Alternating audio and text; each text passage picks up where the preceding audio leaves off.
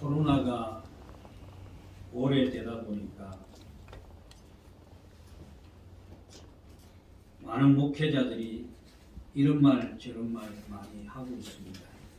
더구나 교계의 어른이라고 칭송받는 몇몇 분들이 아무 책임 없이 몇 마디 던져놓고 그 말 때문에 많은 사람들이 시끄럽습니다. 더더구나 작년에 총회장 하던 모 목사님이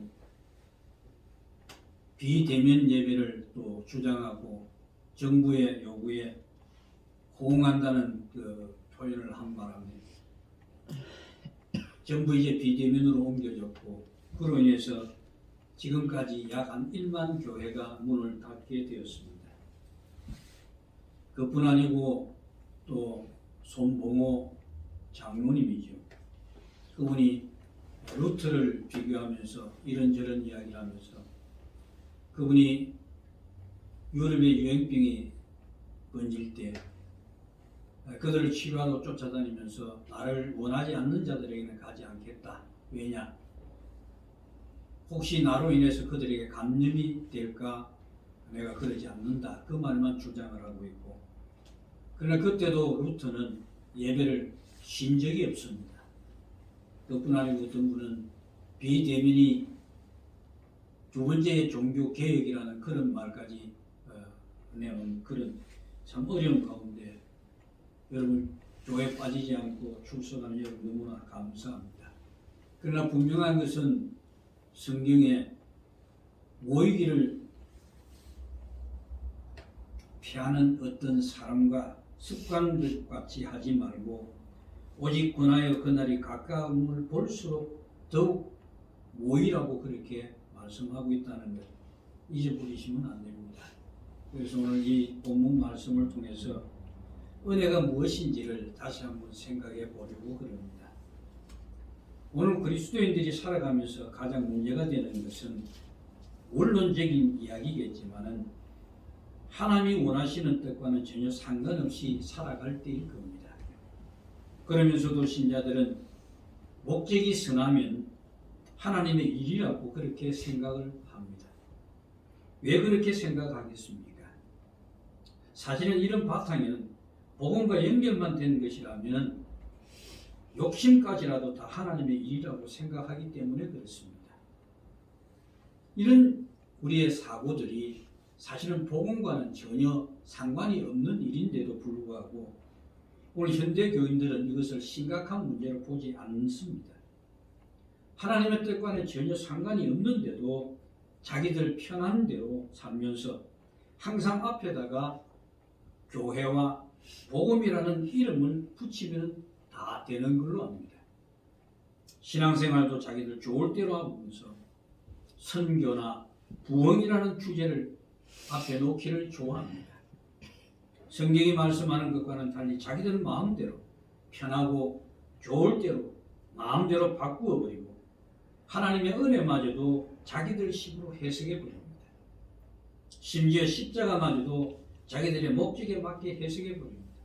예를 들면 자식이 나에게 참 문제거리가 되는데도 그 자식이 왜 그렇게 되었는가를 알려고 하지 않고 그게 내 십자가라고 그렇게 이야기를 합니다. 그러면서도 나는 하나님을 사랑한다. 우리 교회는 하나님을 위해서 일한다. 우리 선교단체는 하나님의 일을 하고 있다고 떠들고 있으니까 참 하나님 모시기에 얼마나 기가 막히겠습니까? 설교도 내 마음에 드는 날이면 은혜가 있는 설교가 되고 자기의 마음에 들지 않는 설교는 외면해 버립니다. 철저하게 자기를 중심으로 듣고 자기를 위한 기독교로 만들어 버립니다. 하나님은 나를 사랑해야 하고 나를 사랑하면 내가 어려울 때 나를 도와주어야 하고 그리고 기도하면 응답해 주어야 하는 나만의 하나님을 만들고 싶어 합니다. 이런 모습은 하나님께서 우리를 성도로 부르신 그 이유를 알려 하지 않고 그저 복을 위해서 하나님을 찾고 있기 때문이라고 할 수밖에 없지요. 하지만 여러분 진심으로 하나님 나라를 사모하고 그 나라가 여러분의 소망이라면 이런 모습들을 버려야 합니다. 왜냐하면 그런 종교적인 모습은 우리가 하나님께 나아가는 그 길에 전혀 도움이 되지 않고 도리어 그것은 우리를 넘어지게 하는 걸림돌이 될 뿐입니다. 여러분 이스라엘 보십시오. 그는 하나님이 택하신 민족이지요. 그런데 그들이 하나님께서 왜 자신들을 불러주시는지에 대해 관심이 없었습니다. 그들이 부른 대상은 애굽이었습니다. 우리가 이런 얘기가 있죠. 우리가 너무 공장에 아니면 참 남 밑에 일할 때 그 사장이 부럽지요. 그들이 노예 생활하면서 그들이 부러워한 것은 애굽이었습니다. 그래서 이런 생각들은 자신들이 해야 할 진짜 일을 잊어버리고 다른 이방 족속들과 똑같이 자기들을 위해서 세상을 살아가는 존재로 살고 싶었기 때문입니다. 이것이 결국은 가나안 땅에 들어가서도 그대로 드러나게 되죠. 하나님의 뜻을 따라 산다는 것을 까맣게 잊어버린 채 하나님은 자기를 도와주시고 지켜주실 뿐만은 기대하였던 것. 과연 이들의 모습들이 오늘 우리의 모습과 얼마나 다르다고 생각하십니까? 하나님께서 이스라엘 백성을 불러내실 때에 그냥 불러내신 것이 아닙니다. 어린 양을 희생시켜서 그 피를 바른 자들의 생명으로 구원하셨죠. 그래서 그들에게는 자신들에게 있는 그 생명을 희생한 유월절을 그날을 기념해야 합니다. 그 정신이 살아있는 그 나라를 세우시기 위해서 그들을 하나님이 이끌어낸 겁니다. 그 때문에 하나님은 아브라함에게 언약하셨던 대로 그의 후손인 이스라엘 민족을 지키시고 보호하시는 것이 목적이 아니라 그들이 참 어린 양의 희생을 통해서 구원받았음을 그 정신을 가지고 있는 자로 그들을 세우려고 하셨던 겁니다. 그래서 이스라엘은 그 피의 정신을 담아서 하나님의 긍휼과 은혜를 만천하에 보여주는 그런 족속들로 세우기를 원하셨던 겁니다. 그런데 이스라엘 자신들이 특별해서 하나님의 택함을 받은 것으로 오해했습니다. 이 같은 그들의 오해는 하나님은 자기들 위해서 존재하는 것으로 착각하게 한 겁니다. 그래서 가장 중요한 유월절 피의 정신을 드러내는 그 삶을 살아야 하는데도 그들은 그것을 까맣게 잊어버리고 그들은 자기 좋을 대로 살았던 겁니다. 지금도 마찬가지입니다. 하나님 십자가에 흘리신 그리스도의 피를 보고 우리를 보호하시고 우리를 인도하십니다. 우리 그리스도의 피가 어떤 것인가를 보여주기 위해서 부름을 받은 자들이고요. 우리를 향하신 하나님 모든 일은 바로 십자가를 중심으로 향하고 있습니다. 절대로 신자 개인의 행복과 세상의 복을 위해서 부르시지 않았다는 것을 명심하십시오. 좀 우리가 듣기는 섭섭하겠지만 그건 사실입니다. 그런데 우리는 어떻습니까? 하나님이 우리를 부르신 그 뜻은 알려하지 않고 단지 하나님을 믿는다는 그 조건으로 내가 원하는 것을 받고 싶고 또 내가 열심히 신앙생활을 한다는 것으로 하나님이 나만 사랑한다고 착각합니다. 이 사랑한다고 생각하는 것은 좋습니다. 그러나 사랑하니까 나를 지켜주어야 하고 보호해 주실 것이라고 내가 원하는 거 들어주신다는가 그런 생각을 하니까 문제가 되는 것이죠. 이것의 성경이 무엇을 말하는지 전혀 모르면서 복을 받으려고 하나님을 찾는 자들이 만들어낸 그런 하나님일 뿐입니다. 이런 하나님은 도처에 널려 있습니다. 제가 안타깝게 생각하는 것은 하나님 뜻이 무엇인지 내가 하나님 믿는 자로서 어떻게 살아야 하는지 전혀 관심이 없다는 겁니다. 그보다 현재 삶을 누리고 싶은 겁니다. 결국 하나님께 기쁨이 되는 것이 뭔지 관심이 없으면서 하나님이 나를 사랑한다라고 떠드는 사람들, 이보다 더 안타까운 사람들이 없는 겁니다. 이들은 뭔가 세상에서 일이 자기 원하는 대로 잘 풀리면 하나님이 나를 축복하셨다, 나를 사랑하셨다라고 주장하죠. 하지만 세상 일이 잘 풀리는 것이 교회 다니는 사람들이 잘 풀립니까? 교회 다니지 않는 사람들이 더 잘 풀립니다. 그런 일은요, 정말 하나님을 모르는 자연인들, 정말 이방 사람들이 더 많이 그런 일을 누리고 삽니다. 그럼 그들은 누가 사랑했기 때문에 그들이 하는 일이 그래 잘 풀릴까요? 우리가 눈을 뜨고 살펴야 하는 것은 성경이 무엇을 말하고 있느냐입니다. 내 생각이 맞냐 안 맞냐는 것은 절대 중요한 것이 아닙니다. 애당초 인간의 생각이라고 하는 것은 하나님의 생각을 쫓아가지 않습니다. 육신의 소욕을 쫓아가기에 항상 하나님과는 반대쪽으로 가게 되어 있습니다. 그런 일은 하나님을 모르는 그런 자들만의 생각이 아니라 하나님을 믿는 우리들 안에서도 그렇습니다. 그러면서도 자기들의 생각을 가지고 성경이 맞다 안 맞다 판단을 내리기 때문에 항상 자기라는 울타리 안에 갇혀서 자기가 원하는 답을 얻기를 원합니다. 그것은 사실 하나님께 악을 범하는 것인데도 불구하고 우리는 그걸 죄라고 생각하지 않습니다. 그러므로 신자가 성경이 무엇을 말하느냐에 관심을 둔다는 것은 자기 자신의 고집을 부리고 하나님 말씀 앞에 순종하겠다는 그런 의미를 가지고 있는 겁니다. 이런 많은 사람들은 예수를 믿는다고 고백을 하고 있지만 여전히 자기 욕심을 붙든 채 하나님 앞에 나옵니다. 그 때문에 하나님께서 왜 나를 성도로 불러주셨는지 그 이유는 무시되어 버리고 단지 하나님은 나를 도와주시고 내 교회를 부흥시켜 주시는 도움이 정도로 여깁니다.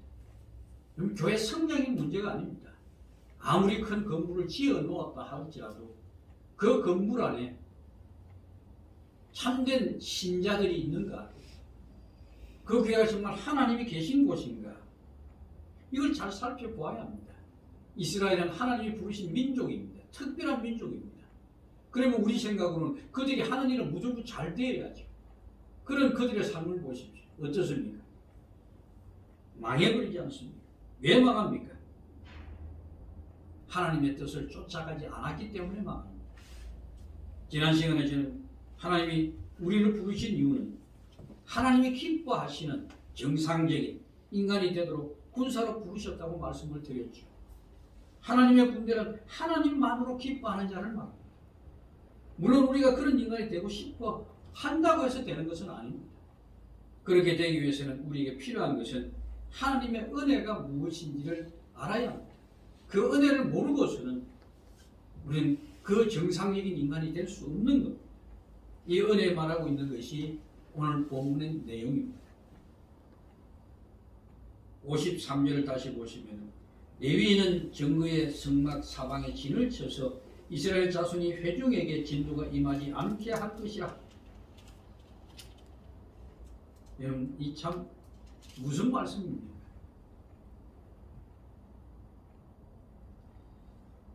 참 하나님의 군대라가 그 불러준 군대에서 한 지파를 제외시킵니다. 그것은 바로 레위 지파입니다. 이들은 전쟁에서 제외되는 대신에 성막을 지켜야 하는 일을 그들에게 맡겼습니다. 그런데 레위 지파가 해야 할 일이 굉장히 중요한 일입니다. 왜 중요한 일인가? 하나님의 진노가 이스라엘에게 임하지 않도록 책임을 진 것이기 때문에 얼마나 귀한지 모릅니다. 그것을 성막 사방에 진을 쳐서 이스라엘 백성들이 가까이 오지 못하게 지켜야 합니다. 왜 지켜야 할까요? 왜 그들은 가까이 오면 죽게 되었습니까? 레위인에 대해서는 다음에 자세히 말씀을 한번 드리겠지만 여기 간단히 알 수 있는 것은 이스라엘 백성들이 하나님의 진노를 면하게 된 것은 바로 레위 지파들 때문입니다. 정금왕은 하나님이 이스라엘과 함께 하신다는 정표이지요. 하지만 하나님 누구든지 가까이 오는 죽인다고 하십니다. 왜 죽어야 합니까? 하나님은 거룩하신 분이고 인간은 죄로 오염된 자들입니다. 그들이 거룩한 하나님의 거처하시는 곳에 가면 죽을 수밖에 없게 되어 있습니다. 하지만 하나님이 같이 할 수 있는 길을 열어주셨는데 그것이 바로 레위인이 정금왕 사망을 둘러싸고 있어서 이스라엘이 하나님의 진노를 면하게 한 겁니다. 이것을 우리는 은혜라고 합니다. 하나님의 진노를 받아 죽어야 할 자들이 대신에 누군가가 희생으로 인해 살고 있다는 사실입니다. 이스라엘이 이 은혜를 알려면 먼저 알아야 하는 건 무엇입니까? 자신들이 감히 하나님의 거룩한 전에 가까이 갈 수 없는 죄인이라는 사실을 알아야 합니다. 그 사실을 알지 못하고서는 하나님의 성막이 그들 가운데 있다는 것이 은혜라는 사실을 알지 못합니다. 그걸 알아야만이 그들 눈에 레위인들이 보이는 겁니다. 그들이 어떤 존재들인지 보게 되는 겁니다. 우리가 잘나서 살아있는 것이 아니고 레위 희생 때문에 살아있다는 사실을 알아야만이 레위인이 그 성막에 봉사하는 그 일이 얼마나 귀중한 일인지 보게 되는 겁니다. 결국 레위를 통해서 보아야 하는 것은 우리는 하나님의 진노 아래에 있다는 겁니다. 우리가 죽어야 할 죄인임을 보지 못한 자가 어떻게 나를 살려주신 하나님의 은혜를 알 수가 있겠습니까? 내가 죽어야 할 자를 모르는 자는 죽었다 깨어나도 하나님의 은혜가 뭔지 알지 못합니다. 십자가요? 십자가는 내가 죽은 자임을 아는 자의 십자가는 은혜입니다. 민수기를 시작하면서 하나님 이스라엘 싸움꾼으로 불러주셨다고 말씀드렸죠. 이때 싸움에 나갈 개성을 입은 자가 총계가 60만 3,550명이었습니다. 여러분 이 숫자의 군대 같으면 대단한 숫자입니다. 우리나라가 군대가 60만이라 그러잖아요. 유럽에 우리 대한민국 군대를 가져다 놓으면 유럽의 전체 군대가 덤벼들어도 안 된답니다. 그만큼 강대한 숫자라 그럽니다. 그럼 이스라엘이 그 숫자를 믿어야 됩니까? 아닙니다. 그들에게 숫자는 아무것도 아닙니다. 그들이 바라봐야 할 것은 지금 누구 때문에 살아있느냐 이걸 생각해야 합니다. 그리고 그들에게 이기고 지는 것은 자기들의 숫자에 달린 것이 아니라 하나님의 은혜에 있음을 깨달아야 합니다. 오늘 우리도 마찬가지입니다. 코로나가 두려운 것이 아니고 우리의 영혼과 육신을 죽일 수 있는 하나님을 두려워해야 합니다. 오늘 이 레위인들 때문에 이스라엘이 살아있었다고 한다면 우리는 누구 때문에 살고 있는 줄 아십니까? 예수님 때문에 살고 있습니다. 우리 역시 이스라엘과 진배 없습니다. 다를 바가 아무것도 없는 죽어야 할 죄인들입니다. 하나님의 진노 아래서 멸망을 당할 수밖에 없는 자들입니다. 그런데도 불구하고 우리가 이렇게 살아있는 것은 오직 우리 구주 예수 그리스도 때문입니다. 그럼 그럴 겁니다. 우리가 죽은 자냐? 아니요. 우리의 육신적인 삶을 이야기하지 않습니다. 생존에 필요한 생명을 이야기하는 것이 아니고 영원한 하나님의 생명을 갖는 것을 말합니다. 이 생명을 가지지 않는 자는 살아있으나 죽은 자입니다. 그러므로 우리가 살아있는 자로 존재하게 된 것은 오직 십자가의 은혜입니다. 그런 하나님의 은혜를 깨달아야 합니다. 이 은혜를 깨닫지 못하면 우리는 역시 세속적인데 우리는 깊이 빠져들 수밖에 없고 그 속에서 헤어나지 못합니다. 이런 은혜를 여러분 붙드셔야 합니다. 그런데 우리는 자꾸 다른 은혜를 원합니다. 세상 사람들이 받을 수 없는 은혜를 이미 받고 있고 누리고 있는데도 불구하고 자꾸 육신의 욕망을 채워달라고 합니다. 그것은 세상에서 성공하고 출세를 하게 해달라는 것이지. 예수님 피에 담겨있는 은혜는 언제 잃어버렸는지 처음에 교회 나와서 새신자 공부할 때 그럴 때는 이제 조금 알고 있는 것 같은데 살아가면서 그걸 언제 뒤로 제쳐버리고 일단 먹고 사는 게 나에게 가장 큰 문제로 다가옵니다. 여러분 십자가의 은혜를 잊어버리지 않았다고 한다면 은혜를 아는 자로서 어떻게 세상에 그렇게 매여 살 수 있습니까? 여러분 이스라엘의 역사를 보면 그들의 삶은 무엇 때문에 망합니까? 그들의 생존의 문제 때문에 망합니다. 이방 족속들이 누리는 것을 보고 그것이 부러워서 그들을 흉내내고 살다가 결국은 그들은 주님의 말씀을 외면하게 되고 스스로 함정에 깊이 빠져서 헤어나오지 못하는 수렁 속에 빠져들었던 아닙니까? 여러분 은혜를 아는 자로서 우리가 어떻게 하나님의 뜻을 거스려 살 수 있겠습니까? 사도 바울이 데살로니가 전서 5장 16절에 보면 이렇게 말합니다. 항상 기뻐하라, 쉬지 말고 기도하라, 범사에 감사하라. 이는 그리스도 예수 안에서 너희를 향하신 하나님의 뜻이니라. 여러분 참 삶이 고달픈 겁니다. 감옥에 갇혀 있고 죽기를 생명의 위협을 얼마나 받았던 사람입니까? 그런 그가 그럽니다. 항상 기뻐하라. 그도 사람이고 우리도 사람인데 그는 어떻게 항상 기뻐할 수 있고 우리는 항상 기뻐할 수 없습니까? 다른 것이 아닙니다. 그는 십자가의 은혜를 알고 있었던 자입니다. 그 감격이 그는 그 10년 가운데 가득 채워져 있던 자입니다. 단지 그게 차이입니다. 우리 그 차이를 깊이 생각하지 않습니다. 바울의 가르침을 깊이 높이 설교를 하면서도 우리는 바울의 삶을 닮아가려고 하지 않습니다. 하나님의 뜻은 우리가 세상에서 교회 사고를 크게 번창하게 하는 것을 원하시는 것이 아니라 그리스도인으로 어떻게 사느냐 하는 것이 중요한 겁니다. 앞에서 말씀드린 대로 우리는 그리스도의 십자가 정신을 보여주기 위해서 부름을 받은 자들입니다. 세상 사람들이 쫓는 것을 쫓는 자들이 아닙니다. 하나님이 우리를 부르신 그 부르신 뜻에 순종하며 사는 겁니다. 십자가의 정신을 보여주는 삶에 어떻게 무엇을 통해서 우리가 그들에게 보여줄 수 있습니까? 삶을 통해서 보여줘야 되죠. 그들은 삶은 세상의 전부입니다. 그리스도의 삶은 세상의 전부가 아닙니다. 그래서 세상 것을 포기할 수도 있습니다. 왜냐하면 내 모든 것은 하늘에 있기 때문에 그렇습니다. 이 삶을 보여주어야 합니다. 그런데 우리 그러지 못하죠. 우리는 어떻게 사느냐가 중요합니다. 그 어떻게 사느냐는 하나님을 섬기는 어떻게 사느냐가 아니고 세상 사람들 눈에 저들에게 기죽지 않고 살려고 하는 것, 그게 더 관심이 많습니다. 그래서 사람들에게 존경받고 싶고 칭찬받고 싶고 뭔가 자랑할 만한 일을 하고 싶습니다. 그래서 교회 안에서도 뭔가 자신이 이루고 나면 그 자신이 했다는 것을 드러내기 좋아하죠. 정말 신자로서의 삶에 관심을 두기보다는 자꾸 자기를 드러내고 자기를 자랑하고 싶고 이런 것들이 더 관심을 가지고 있는 것이 사실입니다. 며칠 전에 또 시청 앞에 사람들이 모였습니다. 차별금지법 이제 반대 집회를 한다고 다 모였습니다. 저는 도망가 버렸습니다. 제 생각은 그렇습니다. 차별금지법 우리가 막는다고 그게 막아지는 것은 아닙니다.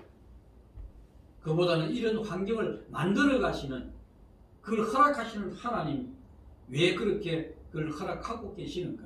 이걸 우리가 먼저 더 깊이 생각해 봐요. 우리 스스로 우리 교회 현실을 볼 수 있는 눈을 뜨게 해달라고 기도해요. 하나님은 우리에게 향하시고 항상 주로 인해서 기뻐하는 겁니다. 모든 일에 주로 인해서 감사할 수 있어야 하는데 우리는 과연 얼마나 기뻐하고 얼마나 감사합니까? 기뻐하고 감사하는 것, 이것이 하나님의 은혜를 아는 자의 참된 모습입니다. 분명히 세상 조건으로 볼 때 따져본다고 할지도 참 웃을 수도 없고 기뻐할 수도 없고 감사할 수도 없는 일로 우리의 삶은 가득 차 있습니다. 하지만 여러분 과연 세상에서 가장 좋은 것을 가졌다는 사람들도 항상 기뻐하고 감사하며 살아갈 수 있는 인간이 있을까요? 없습니다. 세상에 그 누구도 남이 안 가진 것을 가졌다고 항상 웃을 수 있고 감사하며 사는 자는 없습니다. 왜 그런 줄 아십니까?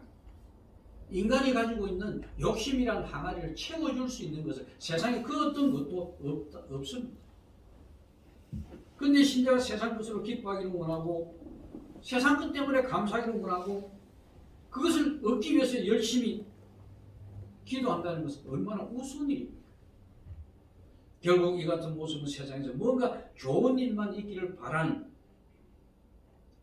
그렇게 저들보다 좀 더 나은 삶을 살고 싶은 욕심들 때문에 아니겠습니까? 여러분 신자가 기뻐하고 감사할 수 있는 것은 세상에 좋은 것 때문에 그러는 것이 아닙니다. 하나님이 나에게 베푸신 은혜가 무엇인지를 알았기 때문에 그러는 겁니다. 우리가 진노의 아래 멸망을 당하지 않고 있는 것이 과연 누구 때문인가? 그 은혜를 아는 자로 살아가기를 원하는 겁니다. 이것이 하나님이 우리를 향하신 그분의 뜻입니다. 그러기에 우리는 하나님의 은혜를 아는 자로 세상을 살아가야 합니다. 그럼 우리는 그렇게 살기 위해서 쉬지 않고 기도하는 삶이 되어야 합니다. 문제는 우리가 육신의 삶을 쉽사리 포기하지 못한다는 겁니다. 그런 마음으로 하나님을 찾아 나오기 때문에 하나님의 뜻대로 사는 것이 무엇인가를 성경이 분명하게 말하고 있는데도 불구하고 우리는 그 마음 한쪽에 여전히 미련을 버리지 못하고 있습니다. 나를 좀 잘되게 해주시면 내가 더 하나님의 일을 더 열심히 할 것인데, 나에게 좀 뭔가 풀리게 해주시면 내가 더욱더 교회에 충성할 것인데, 항상 이런 생각을 가지고 있습니다. 그리고 우리는 목적이 선하면, 목적이 좋으면 다 좋은 줄 압니다. 아니요, 성경은 목적을 이야기합니다. 우리는 목적은 정해져 있습니다. 그 과정을 더 중요히 여깁니다. 우리는 그 과정을 예사로 여깁니다. 바로 이스라엘 백성들이죠. 하나님의 뜻이 무엇인가에 대해서 분명히 알고 있음에도 불구하고 우리는 그 뜻에 순종하지 않습니다. 왜요? 내 육신에 도움이 되지 않기 때문에 그렇습니다. 내 삶에 도움이 안 되기 때문에 그렇습니다. 여러분, 이스라엘이 살아나는 것도 그들의 힘도 군사력이 아니듯이 오늘 우리를 살리는 것도 역시 세상의 힘이나 돈이 아닙니다. 우리의 노력이나 본세도 아닙니다. 예수 그리스도의 피가 우리를 살리고 있습니다. 우리는 날마다 그의 은혜 속에 살고 있는 겁니다. 그리고 우리의 힘을 자랑하지 않고 우리는 그분이 나를 위해서 지셨던 그 십자가를 자랑해야 합니다. 그것을 나누어야 합니다. 그것이 하나님의 은혜를 아는 자의 삶입니다. 오직 그분의 은혜로만 기뻐하고 감사하며 살아가는 자 되는 것, 이것이 우리 신자가 감당해야 하는 몫입니다. 여기서 벗어나면 그 사람은 신자라고 할 수가 없습니다. 우리는 하나님의 진노 아래서 이미 죽은 자인데도 불구하고 자신에 대해서 포기하지 못한 채 어찌 감히 하나님의 은혜를 아는 자라고 우리가 할 수 있겠습니까? 은혜를 아는 자, 십자가만을 항상 감사하고 기뻐할 수 있어야 합니다. 정말 저는 참 부끄러운 것은 참 목회자라는 직분을 가지고 있지만 정말 그렇게 살지 못하기 때문에 항상 말씀을 전할 때도 제가 먼저 항상 저 자신을 보는 내가 더 답답합니다. 여러분 자신의 힘으로 사는 것 같습니까? 아니면 여러분의 돈이 있어서 사는 것 같습니까? 아닙니다. 그리스도의 피가 우리를 하나님의 진노로부터 지켜주고 있기 때문에 이 은혜만으로 부족합니다. 이것으로 부족해서 내 자식이 세상에서 잘 되길 구합니까? 직장에 승진되고 좋은 집 장만하는 것, 여러분 그것은요 내가 노력하고 그만한 실력이 되면 다 되는 겁니다. 그건 하나님의 은혜 필요 없습니다. 자기가 실력을 갖추어야 합니다. 하지만 그런 걸 은혜라고 하지 않습니다. 하나님 그런 걸 은혜라고 말씀하신 적이 없습니다. 그런 은혜는 모두 자기 뜻을 포기하지 못한 인간들이 만들어낸 가짜입니다. 하나님의 은혜는 그리스도 십자가만이 우리의 죄를 깨닫게 한다는 사실을 우리가 항상 명심하는 거예요. 그리고 여러분 세상을 분별해서 하나님 말씀 앞에 나를 순종시켜 나가는 그것이 은혜에 아는 자들의 삶입니다. 세상이 이러니까 많은 자들이 이런 말 저런 말 할 때 여러분 그 말에 너무 귀를 기울이지 마시기 바랍니다. 성경은 뭐라고 하시는 줄 아십니까? 마태복음 16장에 보시면은 오병이어의 기적이 일어나고 난 뒤에 예수님이 길을 옮기십니다. 장소를 옮기시는데 그때 그 떡을 가져오지 못한 것을 제자들이 염려하죠. 염려할 때 주님이 뭐라고 하시는가 보면 이렇게 말씀하십니다. 16장 5절에 보면 제자들이 건너편으로 갈새 떡 가져가기를 잊었더니 예수께서 이르시되 삼가 바리새인과 사두개인의 누룩을 주의하라 하시니 제자들이 서로 논의하여 이르되 우리가 떡을 가지 아니하였도다 하거늘 예수께서 하시고 이르시되 믿음이 적은 자들아 어찌 떡이 없음으로 서로 의논하느냐. 쭉 내려가다 보면 나중에 한 말이 그제서야 제자들이 떡의 누룩이 아니요 바리새인과 사두개인들의 교훈을 삼가는 말씀인 줄 깨달습니다. 여러분 이렇게 어렵고 힘들 때 하나님의 은혜를 먼저 여러분 생각하시기 바랍니다. 세상에 말도 안 되는 자들, 명칭으로 남들 앞에 존경받는 자들이 성경 아닌 말씀을 가지고 교훈하는 거기서 귀를 기울이지 마시고 오직 여러분은 십자가를 붙드시고 하나님이 나를 불러주신 이 놀라운 은혜 앞에 항상 서시는 분들이 되시기를 주의 이름으로 축복합니다. 기도하겠습니다.